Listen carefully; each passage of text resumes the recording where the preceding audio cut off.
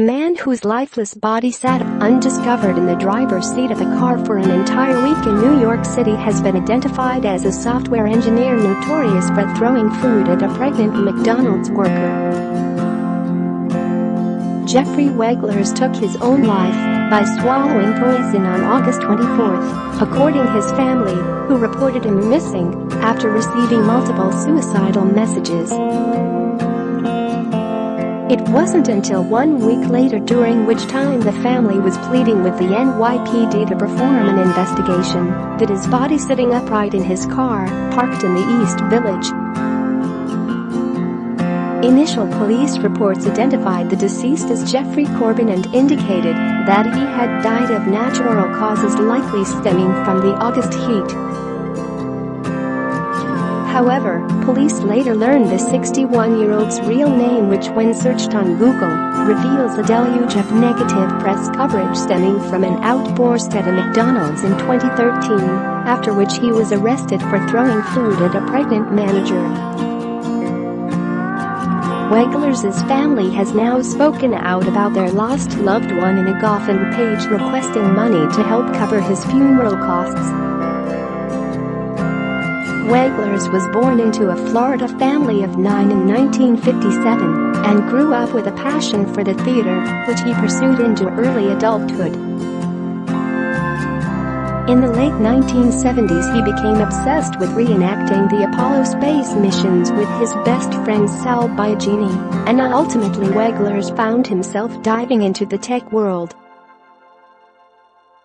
After moving to New York City to pursue a career in computer programming, Weglers ended up leading a software company called Hyperion. Biagini told the New York Times that not everything seemed to be falling into place for Weglers through the early 2000s as he got married, had a son and settled down in Fairfield, Connecticut. However, that would all soon change. Hyperion was acquired by Oracle in 2007, and while Weglers was offered a place in the new company, he opted to go work as an executive at Dell. Weglers soon found himself hating his new job, and that negativity apparently seeped into his personal life as he divorced from his wife and found himself isolated. He left Dell in 2011 and entered the job market, only to find that a new opportunity would be a lot harder to find than he anticipated. In 2013, he was featured in a PBS NewsHour program focused on unemployment among the older generation, revealing in an interview that he had applied for hundreds of jobs and his bank account was fading fast. Share this article. Share. Weglers hit rock bottom that same year when he became the subject of media scrutiny for a much less flattering reason. On March 26, 2013, the still unemployed father of a teenager stopped by a McDonald's drive-thru to grab a sandwich.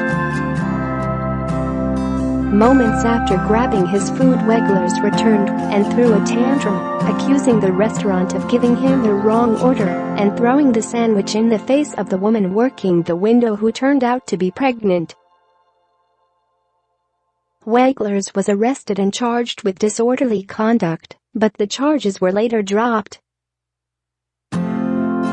Still, though, extensive news coverage ensured that the name Jeffrey Weglers would forever be connected with the outburst, so he took a new name, Jeffrey Corbis. Weglers did his best to restart his life under the new name by engaging in Connecticut community theater productions, but he was simultaneously fighting a silent battle. Weglers' sister Pamela Lindemann wrote on the fundraising page, "The last 2 years became increasingly hard for Jeff as he suffered from executive functioning disorder, which is a degenerative disease of the brain's ability to process information." Jeff also was on the autism spectrum, diagnosed at an earlier age with Asperger's, which escalates as one ages. The increased inability to organize and function normally made it difficult to obtain and maintain gainful employment. Financially, he began to spiral, which caused him to become depressed. The last 2 years became increasingly hard for Jeff, as he suffered from executive functioning disorder, which is a degenerative disease of the brain's ability to process information. The GoFundMe page set up to cover for Jeffrey Wegler's funeral costs. The more he suffered from financial decline, the more depressed he became. He sought medical and psychiatric help with his condition, but there is no cure. Jeff began to isolate and spiral into depression, which led to his suicide. Lindemann said Wegler's told her he had bought a vial of poison used for euthanasia in July or August of this year. She told The Times he had said, "That way, when I'm ready, I can go painlessly and fast." While the news was shocking, Lindemann said her brother was prone to that kind of morbid talk. "To me, it's like, well, at least he didn't get a gun," Lindemann told The Times. "I didn't know really what to say to him. I was surprised. When asked what he planned to do with it, Wegler's reportedly told his sister, "I'm just going to carry it around with me." Lindemann said, "He was very rational, very resolved." The day of his suicide, police say Wegler stopped by an electronics store in Manhattan, B&H Photo Video, to sell the camera tripod, and then went to a Wells Fargo bank to cash the check. The bank teller called the B&H to confirm that the check was legitimate. No one answered, and a distraught Wegler was unable to cash the check. Hours later, Biagini texted Wegler to check in after not having heard from him in several months. "Hey Jeffrey, checking in with you. How goes it?" the old friend wrote. Wegler replied, "Actually down in Lower Manhattan right now. Finishing things up.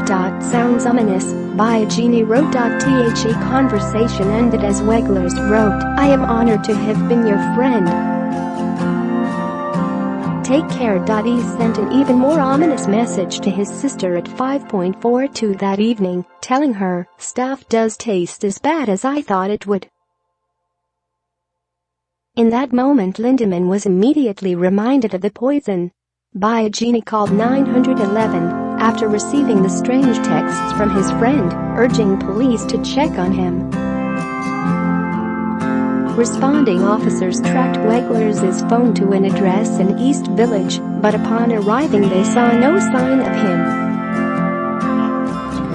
Unbeknownst to them, Wegler was sitting in his car about 50 feet from them. The next day, Biagini contacted police again and was reportedly told, "We can't help you." Both Lindemann and brother Larry Wegler were also in contact with the police, who said they could not assist because Wegler was a city resident. Larry Wegler told The Times, "I begged and explained, since he was likely dead at this point, we would be relieved if he was found before he started to decompose. I explained he was likely in his car, dying or dead." Family and friends continued to plead with police for the next several days, as multiple neighbors claimed they smelled something in the area. Late one night that week, local resident Anthony Greenheck was out walking his dog late Friday night and noticed a silhouette of a man behind the wheel of the car Wegler was in. "Never in my wildest dreams would I have thought I couldn't depend on a police department for help." Pamela Lindemann, Wegler's sister, Greenheck initially didn't think much of it, assuming it was an Uber driver taking a break between rides. 2 days later, however, he noticed that the man was still there and called 911. At that point, it had been a week since Wegler had consumed the poison and been reported missing by loved ones. According to witnesses, a powerful odor filled the city block for hours after emergency responders opened the door to the vehicle.